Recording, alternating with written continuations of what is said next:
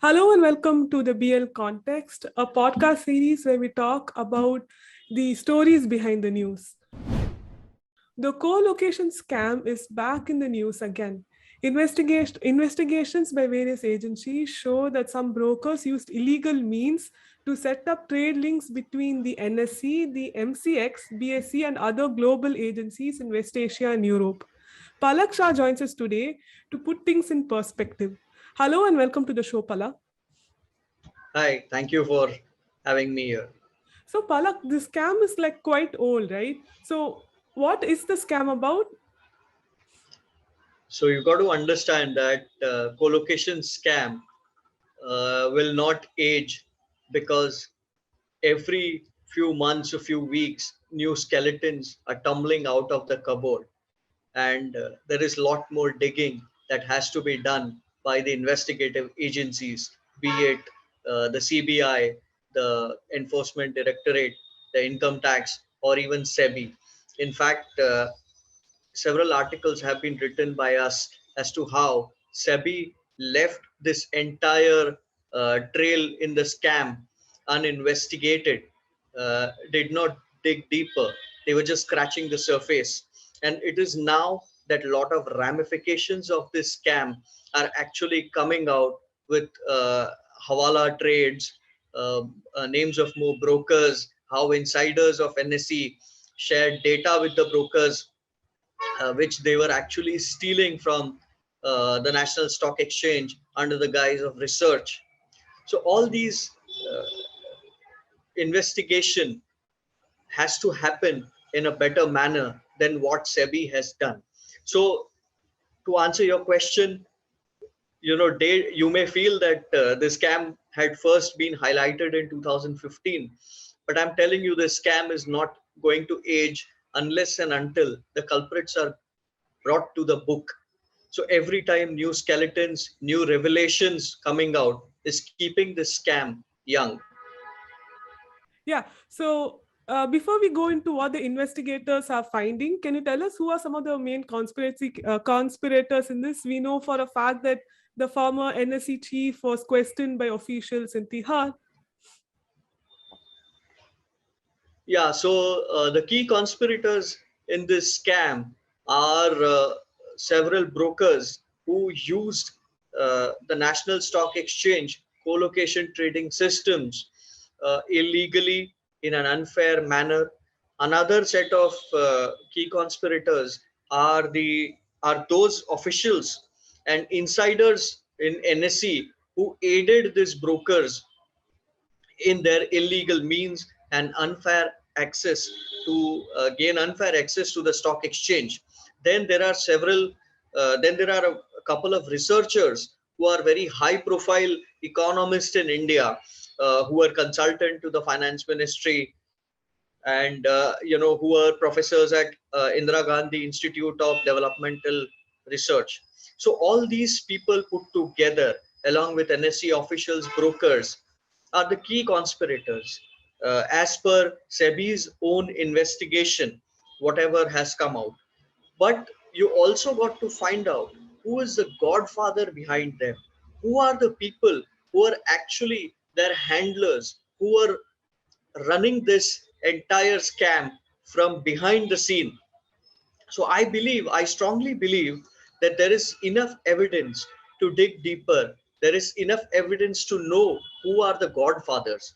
But the investigation by all the agencies is half baked. They are taking a lot of time to move ahead. They are very slow and behind the curve in this investigation, is what I can say. So, who are the investigators? ED is searching, CBI is searching, SBI, SEBI has released its report. So, who are investigating and what are they searching for? So I will tell you the simple way to understand this scam is that data was stolen from the exchange.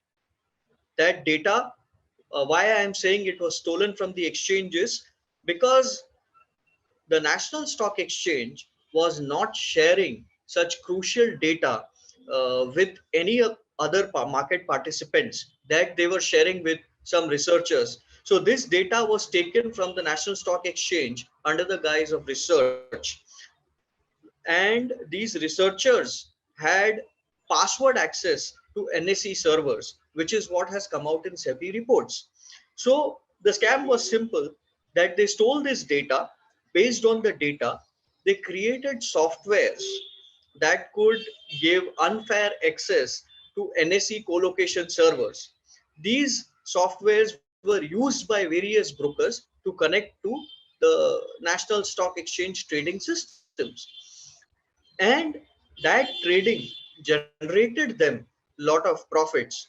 It has come out in various investigation reports and forensic audits that when they were connecting to NSE via the old system that was prevalent between 2010 and 2013 or 14, they were making higher profits compared to when there were certain tweaks made into the system.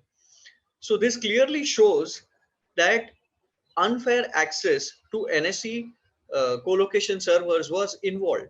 So this is the gist of a scam. Now, who is investigating? SEBI is done with its investigation. Most of it was based on the forensic audit reports. When it came to questioning and punishing people, SEBI hasn't done enough. Although several leads came out uh, while questioning some of the key players in this entire algo trading scam, SEBI just let go of them with a rap on the wrist. Now comes CBI. So when did CBI come into the play? In 2018, CBI registered its first information report into the scam, naming one broker from Delhi, few other people uh, who were linked to the National Stock Exchange, and some unknown SEBI officials. Now, CBI has gone pretty slow in their investigation up to 2022. They made no arrests into the scam. So in 2022, when Business Line first reported how a so-called unknown yogi was guiding NSE MD Chitra Ramakrishna on her day-to-day dealings of the stock exchange, then how to influence certain important bureaucrats in PMO office and finance ministry and New Delhi. When this story came out, it is then that CBI actually swung into action and they arrested Chitra Ramakrishna. Just a week ago, Business Line did another story on how a Delhi broker had this Hawala operations via various countries, and he had established this links of passing money. It is then that CBI again swung into action and arrested this broker. So every time that we are reporting, it is only then CBI is reacting to those reports. What CBI needs is action. They have questioned several key players, and all those key players are on the radar. So I think that chain, that link by link, uh, arrest of people, questioning them, puts the scam into perspective. How the software was made, how the key loopholes were found out into the trading system, who are those who pass the information with regard to the loopholes, who are those who actually kept those loopholes in the design of the system from beginning, and who are those in the National Stock Exchange, uh, in the upper echelons of the National Stock Exchange, who are those senior officials who looked the other way, and did not fix these loopholes and deliberately allowed these brokers to gain unfair access to the National Stock Exchange trading systems.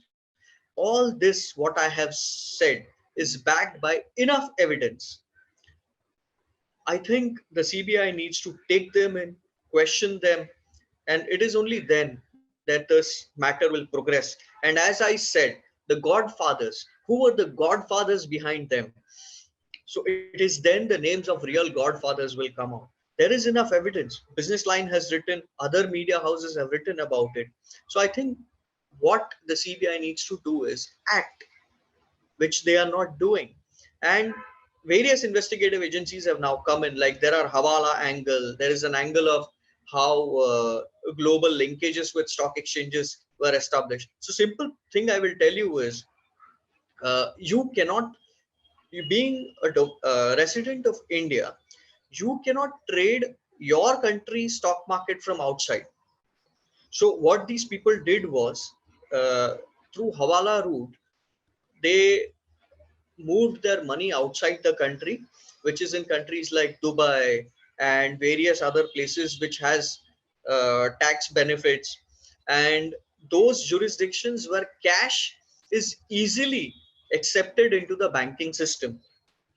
So what they did was they moved their money outside.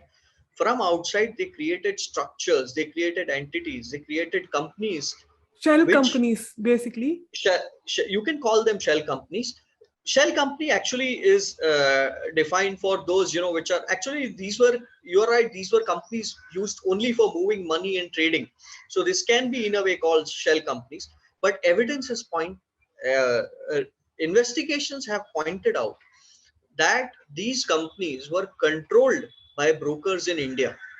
Hmm. They have found paper trail, they have found digital trail to those companies. So taking all this into account brings a new dimension to the entire scam, which so far, SEBI had not been able to detect, or they had ignored, or was there a deliberate attempt, we don't know. But they did a very limited probe.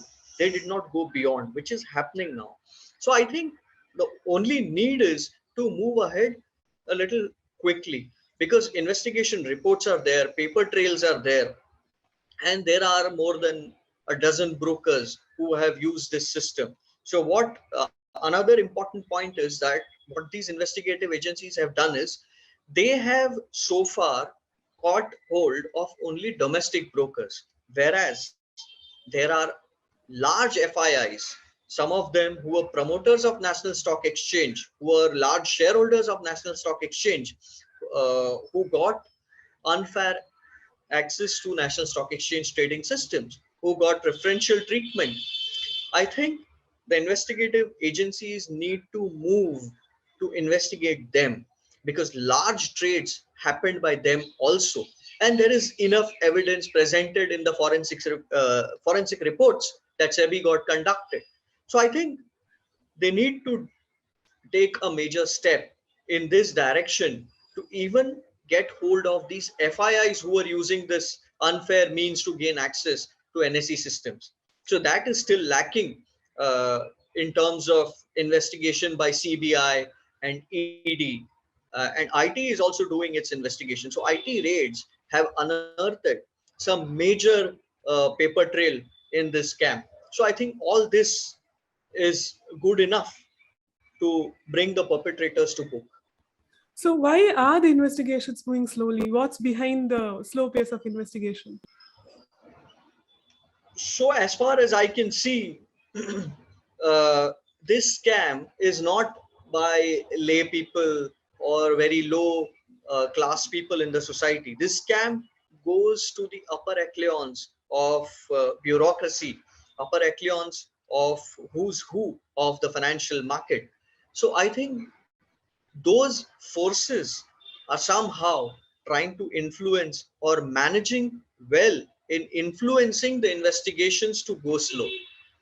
And it is that reason that a scam which was first highlighted in 2015, it has been nearly 8 years now that we are still finding skeletons, uh, each time you look deeper into the scam. So I think it's been 8 years, and this 8 years, this delay in investigation and bringing the real perpetrators to book has been mainly because of the powerful hand that is holding the investigations back, or making them go slow on the investigations, which, and this trail reaches to some of the very powerful people in the corridors of power.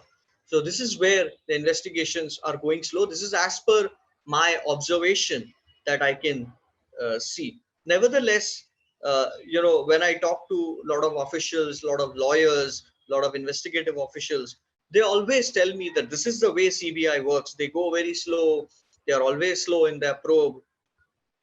But I think in this case, there is a lot of paper trail now available. So there is enough evidence for investigators to move ahead. And I think that can be done. So coming back to your story, you were talking a little bit about how there was an Hawala operation involved. Can you tell us a little bit about that? Yeah. So what had happened is there were a few income tax raids on brokers and search operations against them.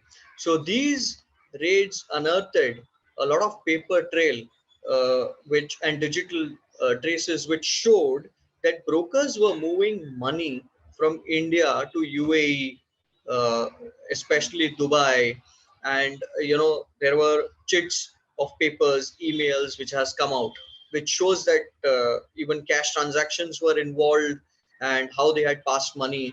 There is a broker who has a company registered in British Virgin Island. So this British Virgin Island company, BVI as they say, is actually controlled by a broker sitting in Mumbai. The address of that BVI company was just a fiduciary address. And all this has been found out by the investigators. They have further written to US, UAE, Singapore, Hong Kong to give data about these companies who are trading from their jurisdiction in India. So uh, these requests under the bilateral treaties have been made by the agencies. So this is what was the Hawala. They passed on this cash transactions, these cash passed on cash to other countries. From there, they established links, to third-party data centers in Noida, in Mumbai, other places in India. So the trades came from these other countries to the third-party data center, and from third-party data center to the National Stock Exchange. So when you have to trace back the trade from National Stock Exchange, your trail will take you to the third-party data center, and that's where it will end unless you ask further questions. So this is the kind of ring that they established for trading on exchanges like NSE, MCX, and BSC. Now, of course, trading was much more in the derivatives segment, because derivatives gave them a huge volume pool, and also that aided in the kind of manipulation and unfair access. As a rule, India its residential uh, doesn't allow its residents to trade on domestic exchanges from outside the country. You reside in India, you trade on the Indian exchanges from India. You cannot go to Singapore, you cannot go to Dubai, and from there you can trade in India if you are residing in India. And all these transactions, very important point is, it has been found that all these transactions, linkages, entities that were established in foreign countries were undisclosed in the books of the brokers in India. So all this makes it a fascinating tale of Hawala operations and foreign linkages to foreign stock exchanges. There were linkages to China, there were linkages to Hong Kong, Dubai, and Mauritius. So all this is now come out with paper trail and being investigated. So I think it is time that these agencies will act, and they will have to act because there is glaring evidence to show the various linkages and deals. And permissions for these entities to be established overseas were not taken from RBI. So, what could be the logical conclusion here? One is that these people will get arrested and that will take its own place, it will take its own course of time. What can SEBI do to ensure that this doesn't repeat itself? Has SEBI taken some action in that regard? SEBI has taken action, but I would call it patchwork. Mm-hmm. Every time what SEBI does is, it finds certain, unfair things going on in the market. It comes up with a patchwork. So in this case too, they have done a lot of patchwork. What they need to do is, first of all, it is very important to bring the perpetrators to book. It will restore investor confidence in the markets. India is a country which is known for the law of the land. People, FIIs, come to India with billions of dollars and they invest in this country because they know there is law of the land which prevails over everything else. And that is the confidence which people have shown, retail investors have shown towards India's market. And this kind of a scam actually shakes up that confidence. So to restore that confidence, you need to bring perpetrators to book. And to do that, you have to understand various aspects of the scam. The various aspects of the scam are that data was stolen from the exchanges like NSE and also MCX. So you have to catch those people who stole this data. You have to catch those people who allowed the theft of this data, which are the officials of the two exchanges, that is NSE and MCX. You have to catch them. You have to catch those officials who allowed the various loopholes to remain in the system. Then you have to catch those people who use that data to create softwares, who use that data to give ideas to brokers about the unfair access to these exchanges, who sold that software to brokers. Then you have to catch those brokers who use this software to gain unfair access to the National Stock Exchange and MCX. And there is enough evidence to establish that unfair access was provided by these exchanges. Forensic reports have said it in enough words in their report that unfair access was involved. Officials of National Stock Exchange are on court to say that few millisecond advantage could be gained and the systems could be gamed. So there is enough evidence.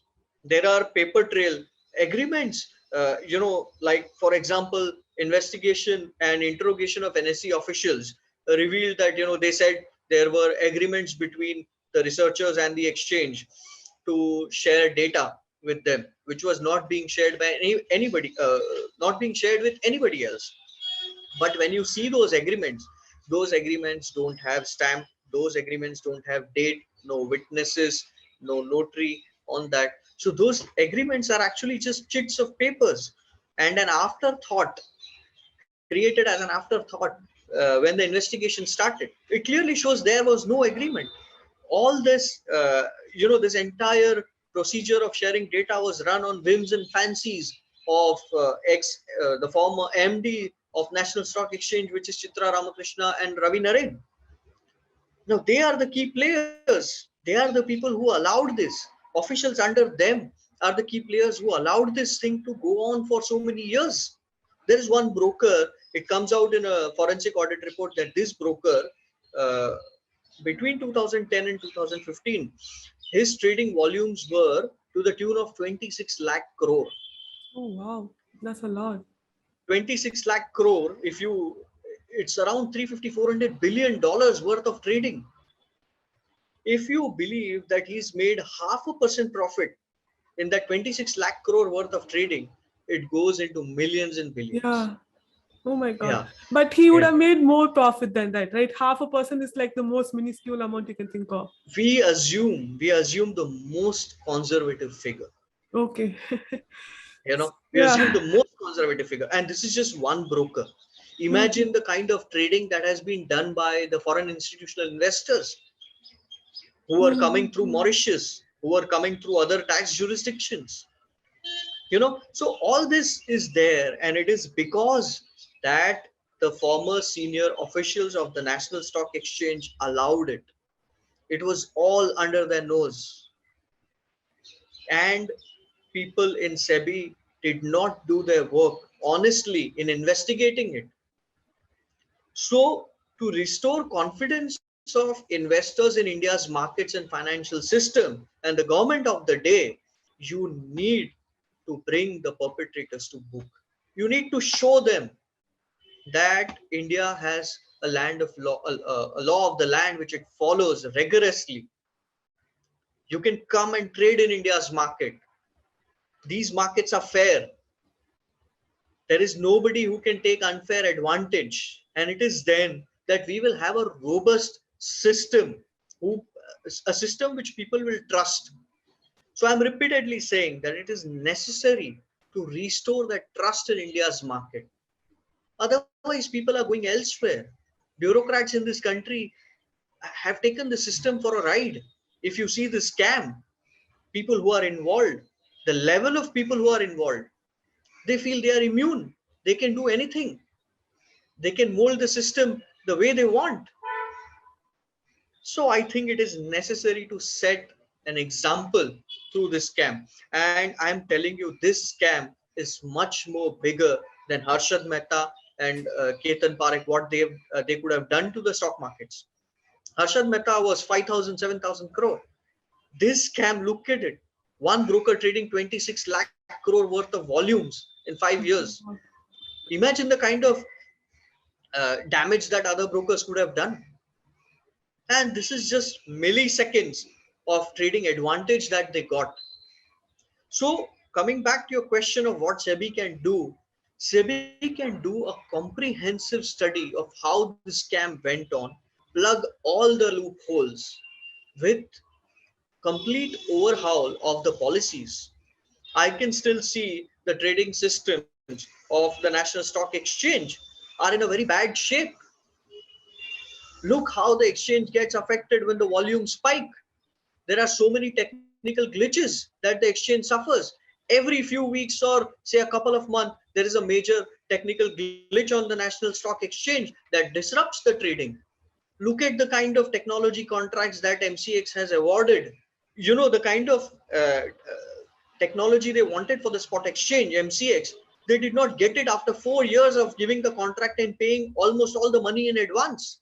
Now a forensic report has pointed out that there were glaring discrepancies in awarding the contract. SEBI is sleeping to all these things. SEBI needs to take the officials to task. It needs to put more vigilance. So, you know, if it doesn't plug all these loopholes, you know, it doesn't, if it, see, you cannot imagine that a certain scam is happening in a certain way, but at least you're not being proactive, but at least you react in a proper manner when the scam has come out.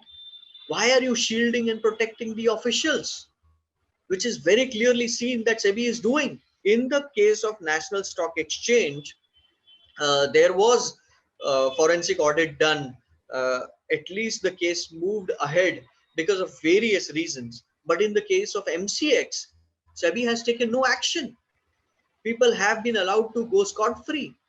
What example are you setting for the markets? Look at the state of exchanges, what has happened in India today. Nobody wants to invest in Indian exchanges. There was George Soros who was investing. There were US exchanges who wanted to buy stake. Germany's Deutsche Post wanted to buy stake in India. All of them have vanished. Nobody is interested anymore because they see Indian stock exchange systems have turned uh, very bad. They have gone for the worse. Nobody wants to invest. They are not coming. Indian exchange space is no more attractive for them. You have shunned this entire investment cycle. So this is where SEBI is culprit. And overhaul of this system, this mentality, this policy is required. Strict vigilance is required. Setting an example is required. SEBI is doing a patchwork, bits and pieces here and there, catching some small stock market operators. I don't think you're there for that. Is that an institutional problem, or is that because is there something deeper there? 100% it's an institutional problem. And this problem is that too many powerful people have had a free run for too long in the system. They have not been kept under a check. There is a cabal. They have created this cabal of top officials, of bureaucrats, of IAS officials, of SEBI officials, of exchange officials. You need to break this cabal. They have had a free run for too long. You need to set examples. You need to put a watch on these officials. Caesar's wife is supposed to be, uh, you know, above the, you have to be above the average. You cannot say we are doing average work. The salary these exchange officials are taking, their annual salary package is 15 crore rupees. Wow, okay. 10 crore, 15 crore, and that is just, you see the severance pays. Chitra Ramakrishna, when she moved out of the exchange, just by serving 3 years as the MD and CEO, she took home 55 crore rupees in severance and other pay. Just imagine what this, the kind of earnings these people have, and no checks. Hmm. They were running the exchange like their own fiefdom. They locked up SEBI officials in their room who had come to investigate them. Chitra Ramakrishnan and Ravi Narain. For 3-4 hours, those exchange officials were locked up in a room in the National Stock Exchange. So imagine the kind of power they wielded. Even now, the systems, the trading systems, we all can see due to the technical glitches, it is enough evidence to show how bad India's trading systems are. Our infrastructure is creaking. It needs a massive upgrade. It needs a massive overhaul. It needs good people, experienced hand, which you're not bringing to National Stock Exchange. Even now, a lot of politics is being played over the appointment of MD and CEO of National Stock Exchange. Even in the face of the fact that there is good hand available who can do this, who can manage this. BSE had come to on the verge of being shut down in 2009, in 2010, when I was reporting on the exchange. In 10 years, BSE has come to a level where it is not going to shut down. It is fighting. It is worthy of competition. That is the kind of development we need in India's stock exchange space. And that will attract a lot of foreign institutional investors to India. When they see that the systems are fair, currently the problem is that officials are not able to check all these flaws in the system because they are hand in glove. Too long they've had a free run. And SEBI lacks a lot of checks and balances on its own. US SEC, which is equivalent to SEBI, has certain inherent inbuilt uh, systems and policies which keeps the officials under check, which is lacking in India. All this was revealed by the chief of National Judicial Academy in sometime around 2010. All that recommendations made by the former chief of National Judicial Academy of India should be put into practice, and that will bring a lot of reform into India's financial markets, and that is lacking in India. And investigations, the most important point is that these investigations are taken to their logical conclusion. Officials are brought to book, even the most powerful people, the godfathers who are controlling this. It is then that the people will have confidence over the government of the day. You should not shield them. So I think that is required. That fierce passion to bring these officials to book is required. All those who have shielded these scamsters, all those who have let these loopholes remain, all those who are still protecting them. It is a case, co-location scam is a case of fence eating the crop, which should be clear by now. And if the investigators have that in mind, I think it is then they will be able to take this uh, investigation, the probe, and the matter to a logical conclusion. And it will show people, uh, that India can fight the cabal, the deep state that is there in India's financial markets. India has a deep state equivalent to what US had during the Cold War. In financial market, India has that deep state, and that needs to be broken. You need to break the backbone of that deep state. So I think the key takeaway from this conversation is that you need to break the chain to sometimes mend stuff. And in this case, the one which is broken is the trust, and the government of the day should do whatever it can to build the trust back. Thank you so much, 100%. Palak, for joining us today and telling us in detail about the scam. Thank you very much. Thank you. Thank you.